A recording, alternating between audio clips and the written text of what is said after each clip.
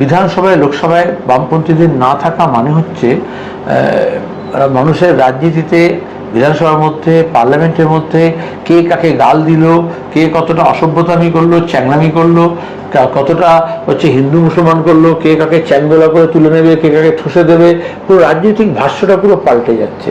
আচ্ছা, পশ্চিমবঙ্গের মানুষের বা দেশের মানুষের প্রাথমিকতা কি? তার রুটি রুজির প্রশ্ন, তার আয়ের প্রশ্ন, তার ব্যয় যেটা বাড়ছে সেটা কমানোর প্রশ্ন, জিএসটিটা বেশি ইম্পর্টেন্ট, কত বেশি বেড়েছে, না কি হচ্ছে তোমার গিয়ে আওরঙ্গজেবের কবরটা নিয়ে কি হবে সেটা নিয়ে ভাবনা। গোটা বিশ্ব সামনের দিকে এগোচ্ছে, প্রতিযোগিতা হচ্ছে, মহাকাশ থেকে আর বিজ্ঞান থেকে আরম্ভ করে এআই এর প্রয়োগ। সেখানে দাঁড়িয়ে আমরা পেছন দিকে হাঁটছি। 365 বছর আগে কি হয়েছিল সেইটাকে বার করা, আসলে 365 দিনটা আমাদের দিন যাপন কি হবে সেটা থেকে দেশটাকে সরিয়ে দিচ্ছে। আর এখানে বিজেপি বা তৃণমূলের দুটো আলাদা এজেন্ডা না, দুজনে পরস্পরের পরিপূরক এজেন্ডা নিয়ে কাজ করছে। আর আমরা এই বামপন্থীদের এককাট্টা করার চেষ্টা করছি এই ভাবনায়, যারা দাঁড়িয়ে মানুষের জীবন জীবিকার প্রশ্ন, বেঁচে থাকার প্রশ্ন, সসম্মানে বেঁচে থাকার প্রশ্ন, তার নিরাপত্তার প্রশ্ন, সেটাকে অগ্রাধিকার দেবে।